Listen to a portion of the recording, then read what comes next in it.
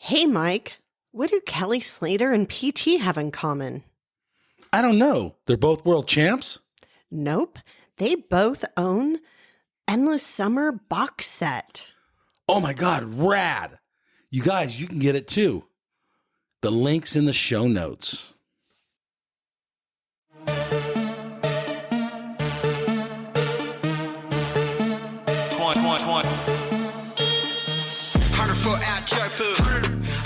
On a surf, dude. Slippery, big guns like Mark Fu. Trap jumping like a kangaroo. Hey everybody, welcome to the Quivercast, where we chat with surfers from all around the world, from all walks of life, and we get their story. Find us at www.thequivercast.com. I am Mike, your host. Let's get into the show. All right, everyone's stoked. We are in Santa Cruz right now. This is Mike here, and we have Richard Schmidt here. How are you doing, Richard? Doing pretty good here. Dude, rad. So you're right down the street from the beach. How's that? Yeah, so lucky. Kind of on the edge of town, Yep. so I have to deal with the traffic a lot. If I want to go up the coast, I can just run up the coast. Some good ways right down the street. Just so much gratitude to be able to just grab my surfboard, run down the street, and go surfing. And Yeah. just really lucky that I actually was able to buy a home when they were still affordable, you know. So just, a lot of gratitude having a house here in Santa Cruz. Rad. How long have you lived in this home? 1994, Okay. bought the house, so Cool. yeah, quite some time ago. It's a little more windy up on this side of town. You know, you get down to the lane and there's a weather break there, and it's more of a banana belt area. We're up towards Natural Bridges where it gets a lot of the northwest wind. Yeah. But it's quiet, real quiet. Okay. So total west side, right? Yeah, pretty lucky for a long time, yeah. Okay. And then let's talk about real estate and how has Santa Cruz changed over the years. Yeah, you know, back when I was young, coming out of high school, you could just have a okay job. You know, you could be a waiter or, lifeguard or whatever and pay your rent and have a decent life. You know, my friend was a cook and he bought a house, with his earnings. And now, like the kids coming out of high school, they go off to college. They're like, okay, I'd like to, come back to Santa Cruz, and they can't really afford it, Crazy. to buy a house and live here. You got to make so much money. I think it's the Silicon Valley economy is close by, and it's just a real desirable place, climate and Super everything. pretty. So yeah, it's kind of sad that it's gotten so expensive, but I think that's kind of a trend with all nice places in the world. People discover them and they get popular, but it's tough for the kids. I feel for the kids these days, that want to get ahead and have a family or whatever. They, a lot of kids going up to Oregon and Washington or wherever they can afford it, Do you think that it's pushed some of your friends out that surfed? They had to move because of the affordability of it? My longtime friends, I usually have some type of connection to where they have some housing stability. Okay. But it's more the younger people, for sure. like my kids' friends and all that are moving to Oregon and doing different things because it's just, you want to be able to buy a house someday, Yeah, 100%. something, and it's really out of reach for a lot of people. Yeah, Santa Cruz and pretty much all California. Coastal, I think. Yeah, especially with the remote work and all that, people were able to go wherever they wanted to and still work. And so why live somewhere that's not that great when you can go somewhere nice and still work? Okay.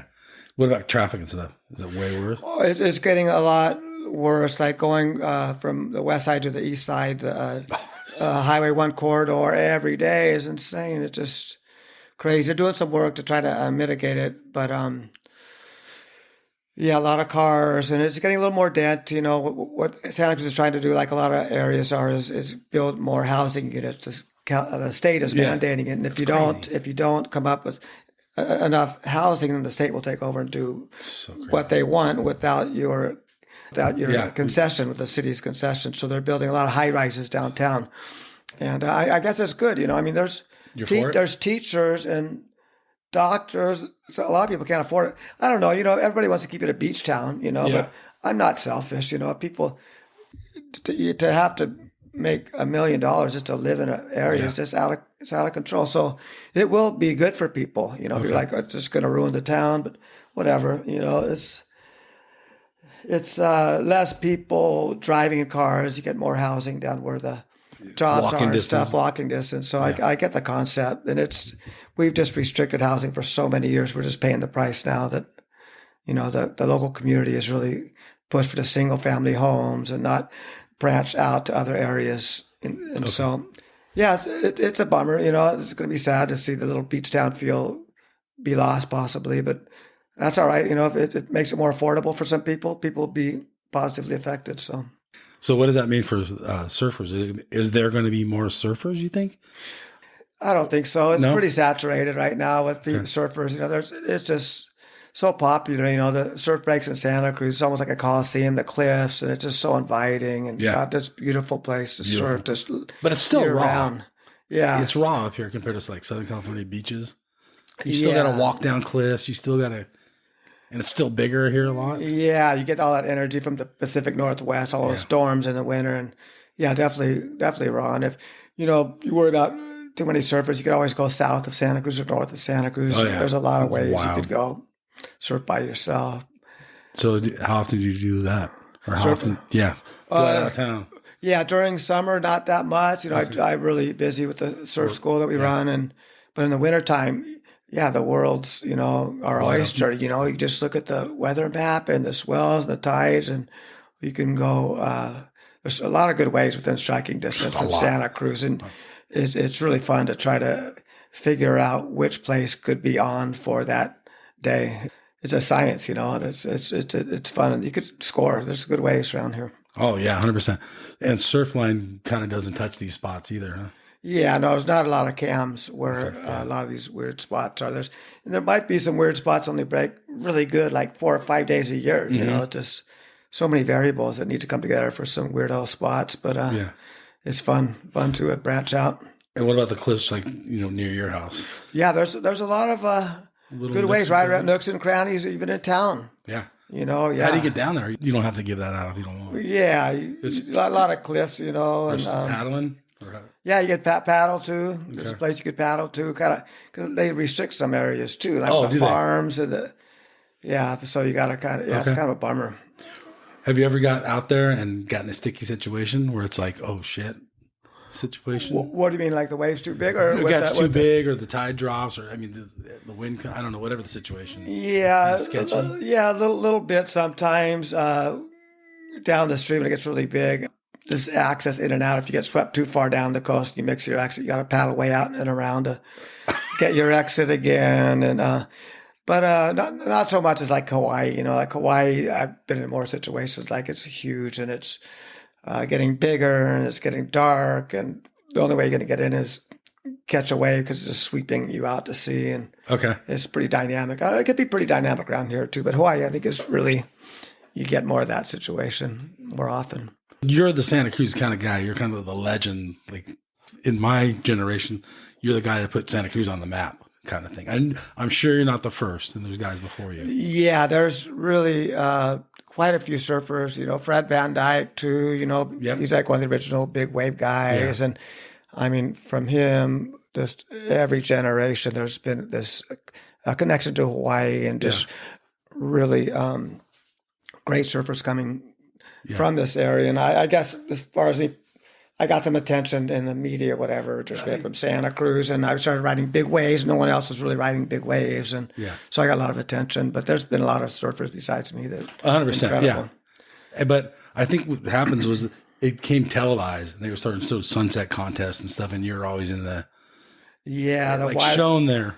Yeah, Wide World of Sports, the Fred Hemmings, and that was pretty classic. ESPN, I think, was running some of the contests, some of the events. And so your name was always up on there, surfing Big Sunset.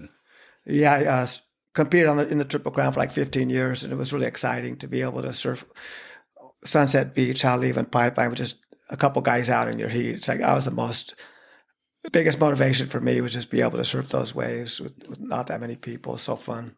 So how did you get the bigger wave? How did you get into them? I think just, growing up around here in Santa Cruz, it kind of breeds that, like if you surf Middle Peak at the lane, you could see it coming from so far, and your instinct is like paddle out to see someone crash on, but you really got to hold your ground, just wait for it, and then just kind of take off under the hook. Yeah. And so it teaches you that. When I got to Sunset Beach, it's like, oh, this is like a big steamer lane, you know. More stretched out. Yeah, but it's all like warm and blue and nice and tropical. So you get kind of rugged. I think surfing the spots around here with the cold, and there's a lot of power around here too. So kind of pushed me towards that. And then I guess I was 18 at the time. My friend Vince Collier, we went to Puerto together, and for like a month it was insane. There's such good waves, and just really loved the energy. And Vince had been to Hawaii. He goes, man, you like this? We should go to Hawaii next year, you know. Okay. And God, the rest is history. Just went there for maybe, 3 to 4 weeks. I thought I ended up staying 6 months. And then for 15 years after that, 3 to 6 months a year in the winter, just surfing on the North Shore and really enjoying the power you have on a daily basis there. It's incredible. So what year is this around? 78 was when we went to Puerto, and 79 Hawaii. Was Hawaii, well, obviously it was way less people there surfing. Yeah, like you could go out to pipe, like a crack pipeline, and like before boogie boards and stuff, and it'd be a lot easier to get waves. But even back then, like on the crowded days, like trying to get a wave at backdoor or whatever, it was pretty hard, but definitely a lot easier then than it is now, for sure. Okay. You enjoyed Hawaii just because of the warm water. You got out of your wetsuit. Yeah, it's pretty. It's always cold here. Always cold here, all summer long, full wetsuit. A lot of surfers from Santa Cruz end up migrating somewhere warm because to be a surfer in warm water is a lot nicer. But there's a certain beauty about being the cold water too. It's invigorating, and it's pretty nice around. Even the cold water is nice, but it gets harder too as you get older too. Your joints are a little stiffer, and the warm weather and the warm water is a little more conducive for an aging surfer. It's a little easier. I would agree. I mean, even Southern California, there's still cold mornings. Yeah. So how is it when you're at Grom? Wetsuit technology wasn't what it is today. Yeah, the wetsuits were like straight jackets, like that old animal skin with the front zipper. You put it on and just, oh my God, so stiff. But the technology over the years has really gotten better. So the cold water is not as much of an issue. You're warm and you're flexible. Yeah. It's pretty nice.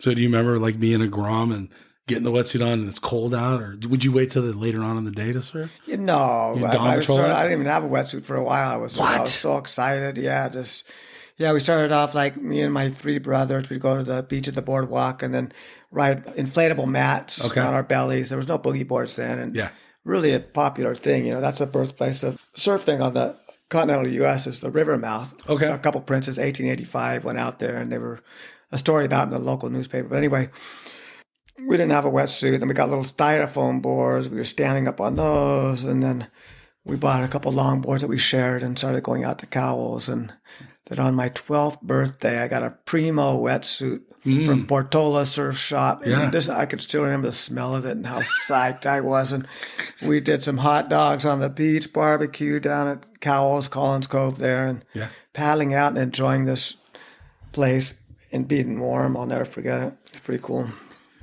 And your brothers both surfed the whole time? Yeah, 3 brothers. Yeah, my older brother Dave, and my oldest brother Conrad, and my younger brother Raymond. But my next older brother Dave was the bigger surfer. The other 2 were just more recreation. But me and Dave, we spent a lot of time on the North Shore together, and just around here, it'd just be like on an adventure every day. We'd go up the coast and just go search around. And how much older was he than you? 2 years older. Okay, perfect. Really great surfing buddy. Yeah.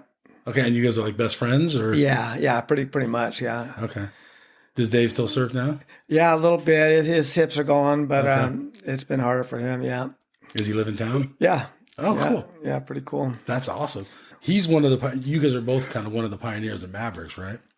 Yeah. So my brother Dave, that I just told you about, he it was the 89-90 contest where I got 3rd at the Eddy, and I called him and I was just frothing like, oh my gosh, I just experienced the most amazing day of surfing.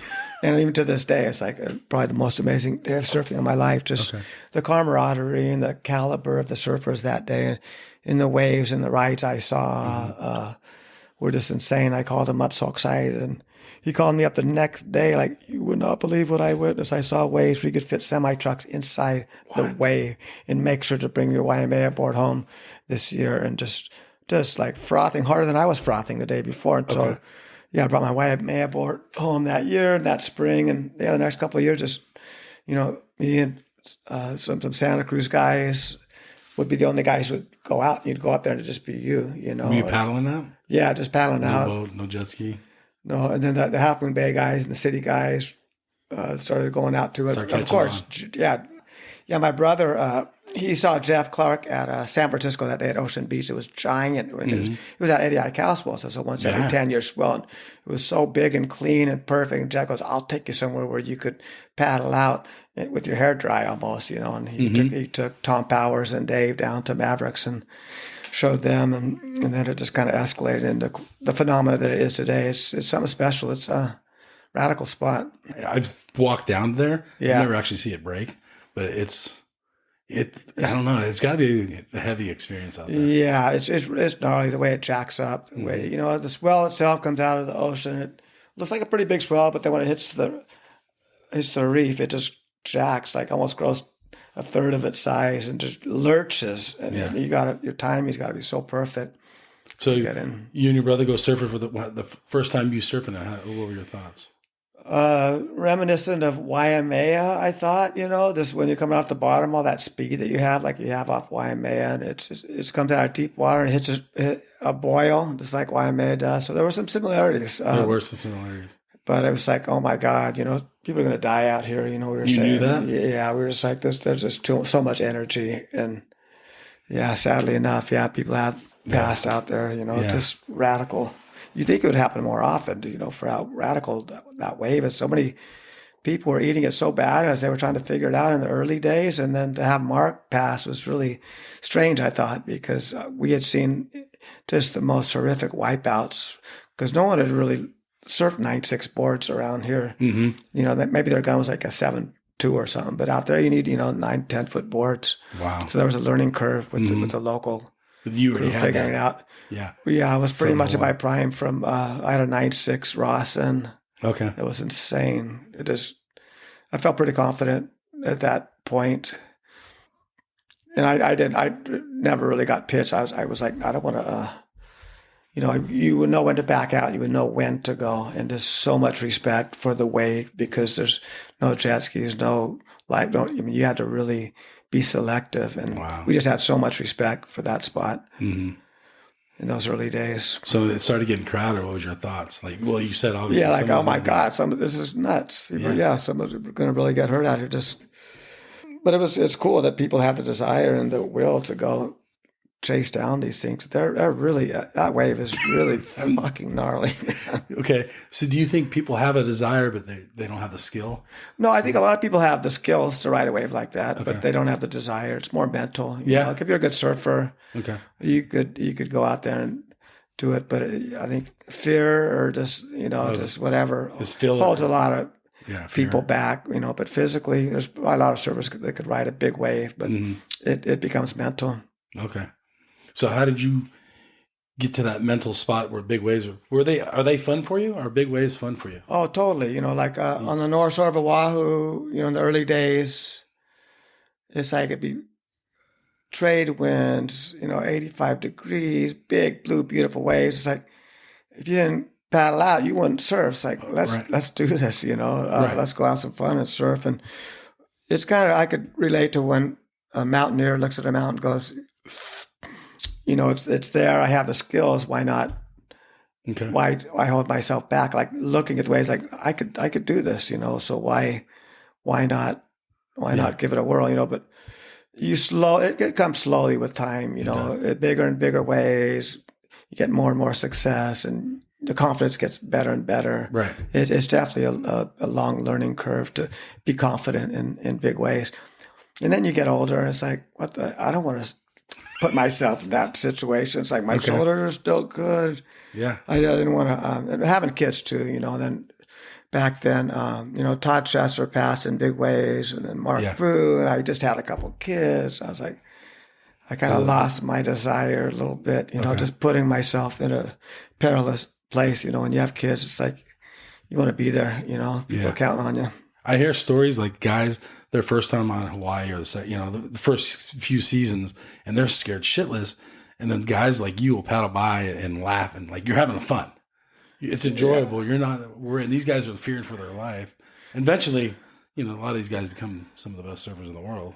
Yeah, I definitely had fears when I was younger, but I don't know, when you know inside that you have the ability to ride that Okay. wave, it's like I would rather give it a shot than be on my deathbed and have regrets. Like shit, I could have done so much more if I didn't let fear get in the way.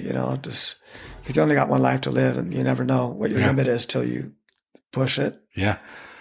Were you guys training and stuff for these big waves? Or you personally, I guess? Back then, on the North Shore of Oahu, and I would never wear a leash, and I'd be surfing That was your workout. twice a day.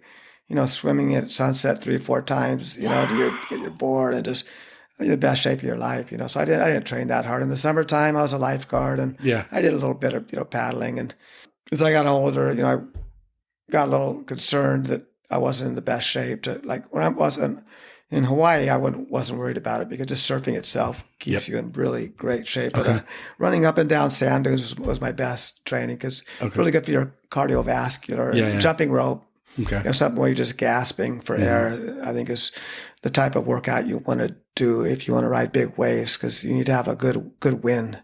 And your sons, how are they surfing then? They're charging in bigger waves. Yeah, 22 and 25, Makai and Richie. And it's been such a joy to have two sons that actually end up liking surfing. We expose them to soccer and baseball. And I kind of always hope that, hey, that'd be great if they surf. But they both like it and surf really beautifully. Makai, my younger one, I don't think he'll ever go out and really big surf. Richie, he's delved a little bit in Mavericks, but he gets a little weird around a lot of people, It's just such a scene out there. He just always goes somewhere different. But he still talks about it, like I want to get a big wave out there. So we'll see. Was their process of surfing kind of like yours, or were they asking Dad, let's go surf, or what was the process? Yeah, early on I got them both surfing. They were really young. Older one, Richie, sooner than the younger one. As a parent, people always ask me, when do I start my kids surfing? And, my oldest one, 2 years old, he was fine. He just loved my younger one, didn't really, he got a little scared. Mama took him for a swim when he was like 2 years old. His name's Makai, and we'd go to the beach. He'd start going for the mountains. We'd joke we might have to start naming him Malka. He didn't like the ocean. And so it took him a while to warm up to it. So as young kids, just be careful as a parent to make sure to keep it fun, keep them in shallow water where they don't fall. Push too hard. Yeah, and they did soccer, they'd surf, and they'd be with their friends, play soccer, play baseball. But slowly but surely, we did surf camps for 28 years, and they grew up in that program. Or the kids would be watching videos of themselves surfing at night, and just there was so much stoke happening in that environment that it caught on with my two boys, and they love surfing. Lucky. So all their friends too. Do you still see a lot of your kids' friends out in the water? Yeah, coaching surfing and teaching surfing all these years. Yeah, you see kids that have grown up through your program. Yeah, how's that? Pretty gratifying for sure. Just to offer that experience. Yeah. The other thing about the big waves, exploring, going north or going even south, like Porto. How was Porto comparable to like Santa Cruz? Besides, opposite warm water, but and beach break. It's a lot heavy. Yeah, God, I was 18 and we went down there. And was there anybody else out? We were there a month. Yeah, there was a crew. Okay. And me and Vince went down and just started pulling into all these big barrels, close out or whatever, just pushing each other. And all these old guys would go, these kids are going to die out here. But just so much energy. And the last week we were there was like 8 to 12 feet for a week straight and just complete A-frame. Sometimes it's kind of closed out and then other days just A-frame. So just A-framing and just so exciting to be out in that surf. Wow. You guys didn't pioneer it. It was around. No, totally. 1978. It was a sleepy little fishing village. Really cool. How did you guys get in it? You couldn't fly in there then either, right? Go to Acapulco. Went to Acapulco. Chris Clough and John McCarter, Rick Newey, rest in peace, Ricky. Flew into Acapulco, and then we took a bus from Acapulco. Okay. Pretty chickens and everything in the bus? Chicken, everything. We were drinking beer. It's like, there's no bathrooms on the bus. This really sucks. Oh, yeah. They pull over and let you guys go? Yeah. And then the federales would come in on the bus stop and just, it was a different time back then. That was a pretty cool Were experience. you guys the only foreigners on the bus? Yeah. Actually, on that trip, yeah. How crazy is that? Yeah, pretty cool. But that'll never happen again, at least in that region. Yeah. Now it's lot of surf tourists, centric, right? Yeah, unbelievable how much. There was nothing beyond the rocks there in the bay there at Porto. Now there's like hotels, all kinds of stuff. There was like nothing Wow. there. I couldn't believe there's like restaurants on the beach. Yeah. Going back to the beginning of the conversation, how Santa Cruz is building up. Everyone wants to be about a coastal town. Does surfing, it helps economies grow, right? Is that a good thing or a bad thing?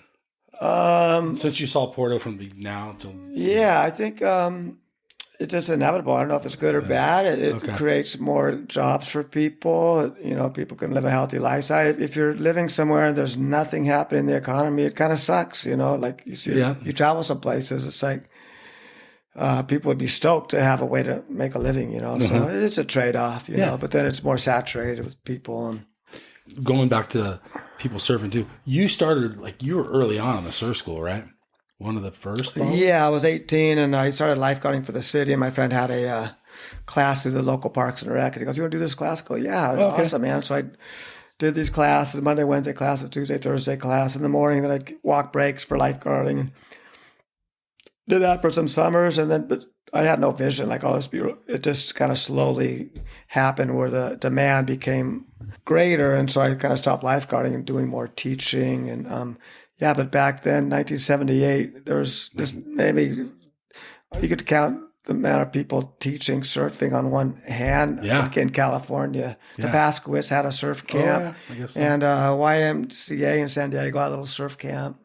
Literally, that was probably it, right? Yeah, and that's all I knew about as far as people being brought in the water with instructors. Okay. So it's been awesome. I mean, the ways in Santa Cruz for learning are just incredible. To be able to share that for so many years is just pretty nice. Pretty incredible. It's rad.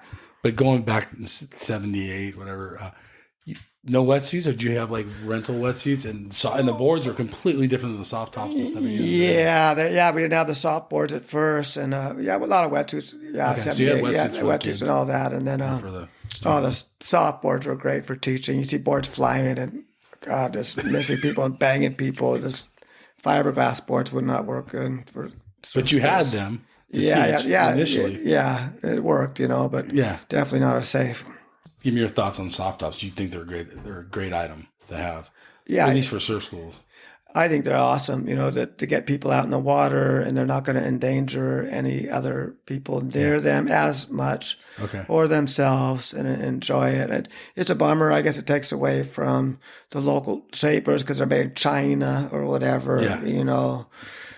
But I think more people in the water is better. It's a good vibe in the world if people are happy, and there's a lot of social anxiety. There's a lot of unhappy people, and surfing's so good for your head. Whatever. I mean, you could be selfish and say, "Oh no, it sucks."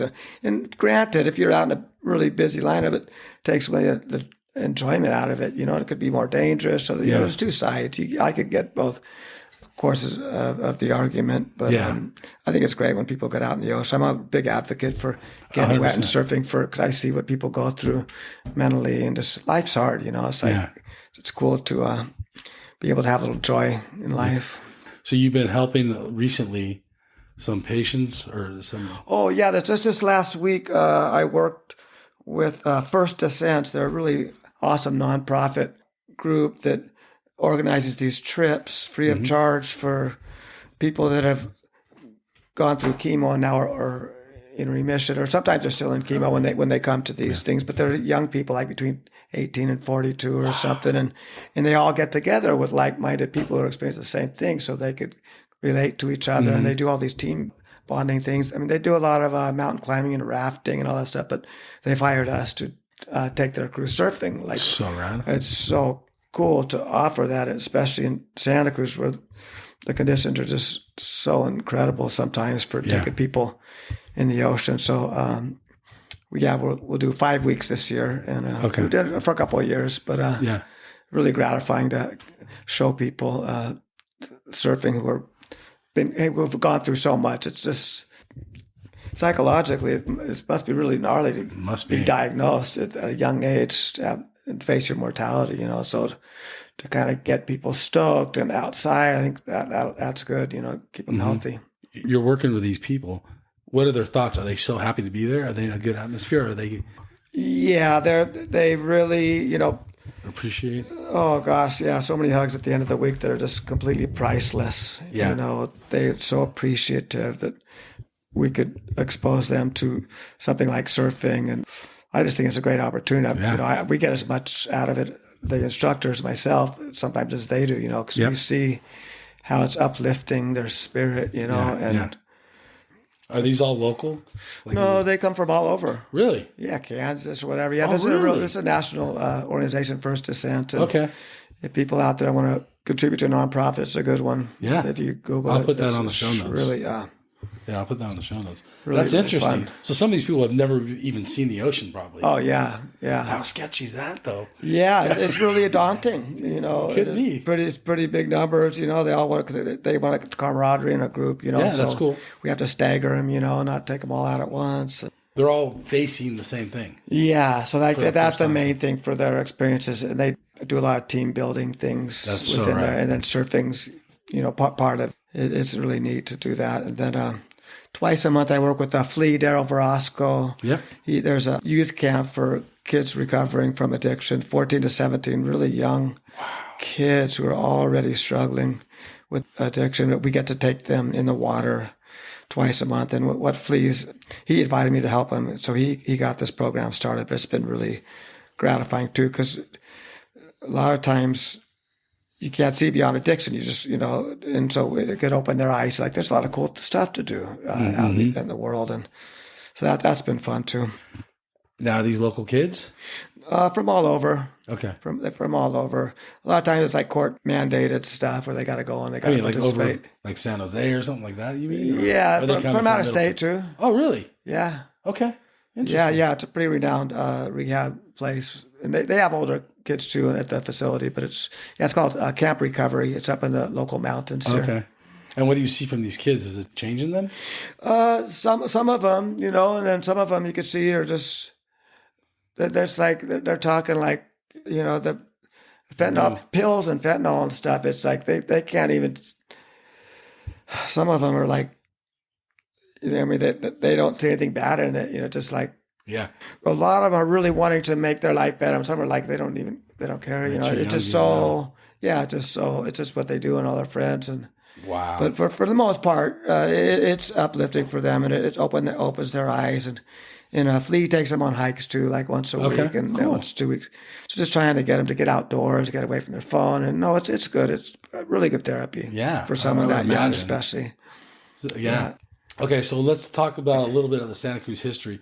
In your day, in your heyday, was there an East Side, West Side rivalry? Yeah, kind of. You go to the east side, you got a little vibe, and the guys come This is over when you're a from the- Grom, right? Yeah, in a Grom, and Okay. nothing too gnarly, just a little attitude, But I mean, And did it just so progress? ridiculous. It as got time went on? kind of stupid as you get older. It's like, God, this is my hometown. Really, I can't drive. I can't travel 5 minutes and Right. you accept it. Like, give me a break. I can travel halfway around the world to get treated better. Yeah, that's I true. got That's a good hometown. point. Come on, it's kind of an immature thing, But I mean, surfers are territorial. Just that's the way it is. So do you have a favorite wave in Santa Cruz? In Santa Cruz, probably Swift Street and Mitchell's Cove. Okay. Swift Street on a really big day and a low tide, deep ground swell. Okay. Just so much speed down the line. Oh man, incredible. You mentioned the hook and stuff like that. Like, do you go and surf outside of town? Yeah, on a big south swell Okay. in the summer, it gets incredible. Does it? Yeah, not that many times a summer. You might get like this summer. We didn't have any really super big days. I like when it's like big south swell. Okay. on it. Yeah. But yeah, it's incredible over there. It gets Wow. really good. But a lot of times it's like another world because the traffic from here to there. So you just stay. You So go up crazy. north. You just stay here. Yeah. It's pretty hard to go over there unless it's really happening. Yeah. So when you were younger, once again, going back, was there ever a traffic jam going that way when you were 15 or something? No, there wasn't. No, not as many cars, not as many people. Everything's like all the vacant lots are now built, and just everything's just a lot more dense. So it's really Santa Cruz has definitely gotten busier Okay. And since I then was a kid. like some of those places like the Hook, there's like a staircase to go down. Was that staircase there? Yeah, no. Back in the day, there was just this. They had a rope, and you hang onto the tree stumps, and then there was this one area that was just like stepping on ice. It's so muddy and slick. It was really nasty. It was intimidating just getting down. Yeah. Kind of gnarly, and then you're surfing waves. Yeah, going into a cliff kind of thing. Yeah, it was magical though. Even just having to Once you climb got down the down cliff. there. Yeah, I just Kept the such crowd good down, I'm sure.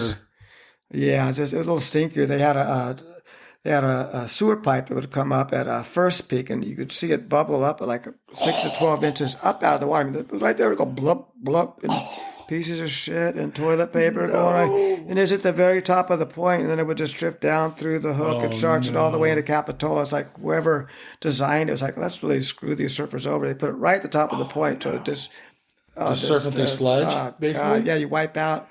And it's like you're getting flushed out of a toilet. You could smell it underwater, all your senses. So horrible. So environmentalism is a really good thing. We had no clue back then. Yeah. When did they like close that up? I forget. You know, I started surfing probably 74 or something. Okay. Right around That's then. insane. Yeah, in a beautiful surfing spot, just to put the pipe right there. Or just Well, they weren't right looking out. about surfers. It was just about getting rid of the shit. Get rid of the Literally. shit. Yeah, horrible. Wow, that would never fly today. No. Maybe some of these third world countries might do something like that. Yeah, but yeah, we're pretty good now here. Okay, let's touch on the Triple Crown and contest surfing. Did you like contest surfing? Yeah, I did the Triple Crown for about 15 years there, starting around 18.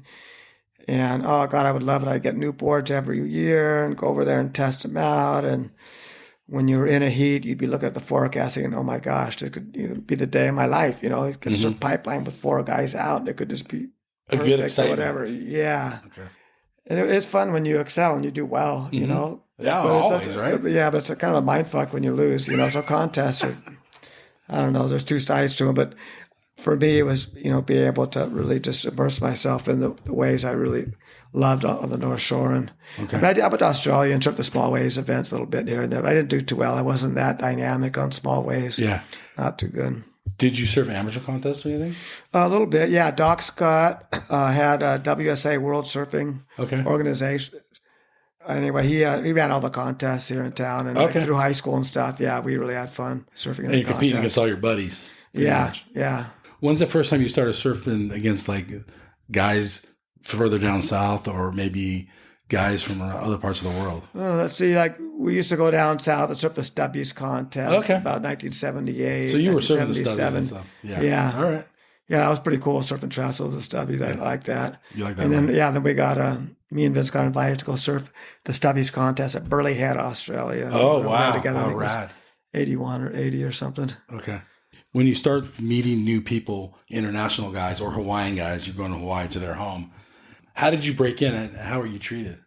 Being a Halle boy on the North Shore, I know the history of Hawaii and what happened there, and I just have so much respect for the Hawaiian people. I definitely tread it lightly. I wasn't the kind of guy that paddled out all aggressive and think I was the boy. I was like the very opposite of that, and people could see that, and that those. And if you surf well, I guess might help too. But I think if you're humble and you have humility, it goes a long ways. I always tell my kids, have humility. Don't think you're the boy. Worry about how other people feel, and you're not more important than anybody else. And so I was like, I'm just kind of naturally like that, and so I think I got accepted maybe more than some others. People who are more aggressive. So yeah, it's good to be humble. So you made a lot of friends, I guess. Yeah, surfing. Yeah, and just being there for a length of time, such as showing up and just surfing the contest. I would just be out there every day for months. You know. That probably helped too. Was there competitiveness in these contests? Yeah. I mean, you were like, you wanted to win. You said it was fun to win. Yeah. But is there somebody, like maybe a certain person or a certain group of people that you're like, I want to beat these people or this person? Oh, no, I never like that. No, I just wanted to win the enjoy heat. surfing. Yeah, You just try wanted to win the heat and Didn't matter who was in the heat? No, I was never really got into rivalries with anybody or anything like that. No. What about on the heat sheet? Did you ever look going, oh shit, I have to surf against this person? Yeah. There were some guys that were so good. Michael Hill was so good on the North Shore during that period. He was just winning. So you were bombing if you're in his heat. Yeah. And then Derek, his little brother, yeah, they were so awesome, man. They were so good. You see guys and you're like, oh, shit. I don't want to have to surf against this guy who's going to smoke me again. Right. Okay. Do you have a memorable period of the Triple Crown that stands out? Really good for you? Yeah, 89-90 season, I got a 2 firsts and 2 third. I won the XL Pro at Sunset Beach, and I went over to Honolulu on the Big Island. Somehow won the contest there. Wow. Pretty bizarre. Then I got 3rd in the World Cup and 3rd in the ICAO. Just things were just clicking, just so tuned in, had good equipment, and that was fun to be successful in the contest. No doubt about it. And I'm assuming you started off in single fins when you started surfing. How was that progression did you get a twin fin and then go to the thruster, or did you go straight to single? Yeah, we were doing single fins, then we were doing a round pin twin fins. Okay. Round pin twin fins. I didn't get that much into the twin fins. God, Vince Collier had a 510 round pin twin fin on that trip to Puerto in 1978, and he just ripped on that board. Just a little bit undersized for him, so he could just really sink the board, Okay. And then I went to Australia, actually, the year that Simon developed the thruster. You could see the difference in performance. Tom Carroll had one there at Burley, and then Simon, and then went to Bell's. It was like the biggest, most perfect Bell's Beach surf contest, and Simon won on a thruster. Yes. That kind of just to witness that was Brought insane. the thruster up, right? Yeah, and then he won Narrabeen that year too. Okay. And I told Simon, yeah, God, you really could see. He's such a humble guy. Oh yeah, thanks, mate. Just really awesome to see. But you could tell the way he was surfing. Yeah, like that it was helping. The board was helping. Yeah, and so I came back to Santa Cruz. I go, Doug, it's like a twin fin, but with a fin right here. Doug Hout, and he made me the most insane thruster. The first board he made me. Okay. So that was pretty fun to be at the beginning of that movement. So how many shapers have you worked with? Quite a few. George Heighton made my first board. Then Doug Hout sponsored me a little bit. And then I hooked up with Joey Thomas. He's just an artist, and he makes such pure, beautiful boards. I've surfed his board for 30, 35 years. Wow. And I really actually got off the thruster at a really early time. I was riding a thruster for a little bit. Then we started doing 4 fins, like what the way they do quad. 4 fins now. Yeah, quads, like way back when. And then Martin Potter started surfing those twinsers with Will Jobson's, and we got all excited about that, and we kind of spread the fins out a little bit, and I've been surfing those ever since. But I'd like to have a little more glide in my surfing. I don't have to try too hard. Okay. Might lose a little bit of power, but just do you like more volume? I don't like the feeling of a thrust, of a big fin. It's like an emergency brake on the end of the tail. Unless you're pushing it the whole time, I like to relax and just not have to be pushing a turn in order to accelerate. I like to relax in between my turns and have a little more glide, a little flatter rocker maybe. So you're dealing with like several shapers. Are you going in the room with them and actually like talking the board out with them as they're shaping it, or are you just telling them what you like and then they hand you a board? A little bit of both. But Joey, we really fine-tuned this one. We've been working on the same design for like 30 years, and it'd be like, this is the one, Joe, let's make one just like this. And it's always really hard to get a duplicate, It's like, but then it's been good for us working with the machines because you could get a board to make a copy of it exactly. So who are you getting boards from now? Joey, Joey Thomas, yeah. Okay, so now you guys are finding this magic board. Oh my God! Throwing them through the machine. Yeah, but I always have maybe one really magic board, and the other one's like okay. And now I got like 3 or 4 boards I just love. So I never had that my whole life. So it's been good. And what are you surfing today? Mostly 6'2". Wow, still small. Yeah, like a twinser setup with the fins a little further apart and a lot of concave, a little wider, a little more volume than I used to have. Yeah, just turned 63 a couple days ago. Holy shit! There's a little more volume every year, probably. Like thicker, or are they putting it in a different little bit places? wider, a little bit wider. I like to keep it nice thin tail, Okay. A little bit underneath my chest is for paddling. Okay. A little thicker. So they always have the volume, but it matters where they put it, not how much there is, right? Yeah, it's got the volume, but the tail and the so it's pretty thin and narrow, so you can still just drive off of it, but just a little more under my chest, get my fat ass in the waves. Yeah. Do you enjoy going in the room and talking these boards out? Like, are you stoked on it? Yeah, I'm not. I've got to the point where I know what I like, and I'm not experimenting that much right now. I know what I like. I just ride that, and so I'm not really at a Yeah, point. you're I'm having fun. like, yeah, I'm not pushing, trying to get the next. Every time I like tweak it a little bit, then there's for advantage there's a disadvantage. I just Right. like this is what I like. So I'm not doing that much. Are you doing alternative equipment? Do you ride longboards or anything else like that? Yeah, a little bit of longboards, but not that much alternative stuff right Okay. now. I nice Just wanna clean surf. round pin, fast, twinger setup. Yeah, it's like a hot knife through butter when you get a good board Okay. in a good way. Going back to your kids, what are they riding? Are they still surfing a lot? Yeah, totally. My younger one's in Europe right now, just with the backpack. He's been gone for a So month, just rad. tripping around. And my older, they both help with the surf school, teaching the surf Okay, lessons, cool. which has been really awesome. And Richie, my older one, he's getting all weird with his boards. Him and Jonah Reimers are working together on these new and creative shapes. They've been doing some 6-fin designs. Wow. Just nuts. How does that work? Did you Insane. watch them surf? Oh my gosh. Yeah, there's Really? so much rail in the water. They could just really control the speed. Interesting. I've not seen anything like that. Yeah, they're getting trippy Are with they some like little designs. small like trailer fins? Like, Yeah, well, that third fin is pretty small. okay. Interesting. Yeah. Well, that's cool that he's experimenting. Yeah, they're doing some cool stuff.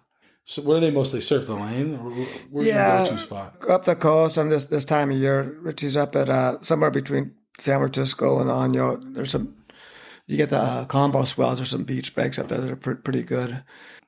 But in the winter, I mean, you know, you could go anywhere from Oregon or Washington down to Baja, you know, and just look at the maps and just, so we work really hard in the summer and then in the winter really be flexible with where you could go. And we went to Hawaii last year. It was pretty fun. That was nice to reacquaint with Hawaii. Did you see a lot of your old Hawaii, friends? yeah. Nothing like there. Yeah, I bet. Along the coast here, or you said up north or whatever, how hard is it and how hard do you have to try to get access to some of these places you might see on a map? You know, most of them are accessible, but there's a couple places we like to go. They're, you know, off limits, you know, but nothing too crazy. There's some places you go further, way up north that, yeah, you got to have a 4-wheel drive and dirt road and all that kind of stuff. But Is that fun for you guys? yeah, it's You love pretty that? cool to be out in the wilderness. Yeah.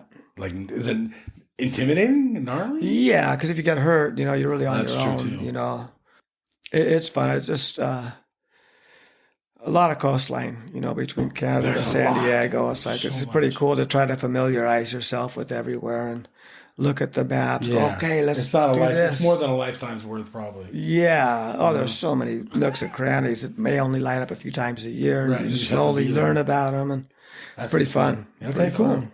Surf culture. Do you like the way it's heading? It's changed so much from your generation to where it's at today.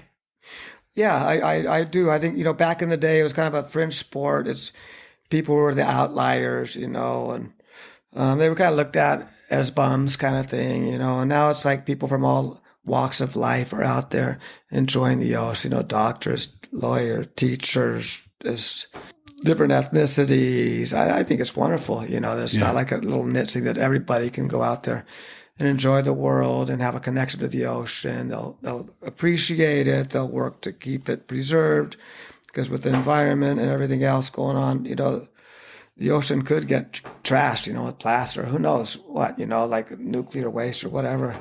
So, and more people are connected to it, they're going to take it. better care of it. So I think it's a bummer when you're out in a crowded lineup and you're not having fun, of course, you know, but I think more people enjoying the ocean is better. Did you ever think it would be in the Olympics? No, that's pretty cool that I got recognized. Yeah. So, I mean, from you starting off, I mean, that wasn't even a thing, right? no, so to have people worldwide appreciate, I think it's awesome. It's really a great thing that we do, or a cool thing that we do that keeps you young, keeps you healthy. You might not be good for your careers. You know, a lot of people want to have a job where they can be flexible and be on it when the surf is good, but it's a trade-off, you know, just, I think we're really lucky to be surfers and have that connection to nature and the ocean. Did you make your lifestyle so you were able to surf? Yeah, I always worked, you know, I had a paper route, I was a dishwasher, I was a waiter, you know, busboy, sales rep, lifeguard. And I was a pro surfer, you know, I got a little, but I didn't get paid that much. I always work. I never relied on Really? sponsors to give me money. Oh, I didn't market myself. I was kind of Wow. But you're world renowned. Yeah. Literally. Yeah, just I'm not much of a businessman kind of guy. You know, I just love surfing and Wow. It's for the love. yeah, That's crazy. That's insane. yeah, pretty lucky. I feel fortunate. Do you think the pro surfers of today are doing it for the love? Or Yeah, I think so. I mean, it's you such could. an athlete sport now. It looks pretty gnarly, like the pressure on the athletes. Like there's a mid-year cut. You know, it just seems kind of a little more stressful. Yeah. Now I think they all do it for the love. You know, for sure. I mean, they probably get to the point in their career like, fuck, I'm ready to retire and just go to Indo and just surf some fun ways. And I have all this hype and environment around me, but it's probably fun too, especially when you're doing well. You know, making money on surfing. I mean, they have to appreciate it to the max, and that's the dream. You know. Yeah. Well, Richard, thank you so much for coming on the Clearcast. My pleasure, Mike. And I really appreciate it. So, everyone, this is Mike and Richard Schmidt, and we're out of here. Later. 100-foot out choke food. 100 racks on a surf dude. Slippery, big guns like Mark Food. Trap jumping like a kangaroo. 100-foot out choke food. 100 racks on a surf dude. Slippery, big guns like Mark Food. Trap jumping like a kangaroo. You know we don't fuck with no kooks. You boo on my didgeridoo. They calling me dude. I'm stacking the loot. I'm ripping your chick in the coop. She grabbing a hold of my leggy. They jelly, they Gucci my weddy. The frigid Giuseppe, the chain is so heavy. She think that I'm charging the Eddie. 100-foot out choke food. 100 racks on a surf dude. Slippery, big guns like Mark Food. Trap jumping like a kangaroo. 100-foot out choke food. 100 racks on a surf dude. Slippery, big guns like Mark Food. Trap jumping like a kangaroo. Surf trap, I'm stacking that money. Four shorts, a red Ferrari. He starts to calling me Dundee. Diamonds are surfing McFlurry. She want me to teach her to surf. Splash, I'm pulling up, ripping the verse. I'm leaving these kooks in the hearse. They get moved 100 foot on their head, they get work. 100 foot out choke food. 100 racks on a surf dude. Slippery, big guns like Mark Food. Trap jumping like a kangaroo. 100 foot out choke food. 100 racks on a surf dude. Slippery, big guns like Mark Food. Trap jumping like a kangaroo. You know we don't fuck with no kooks. You know we don't fuck with no kooks. You calling me dude, I'm stacking the loot. I'm ripping your chick in the coop. You know we don't fuck with no kooks. You know we don't fuck with no kooks. They calling me dude, I'm stacking the loot. I'm ripping your chick in the coop.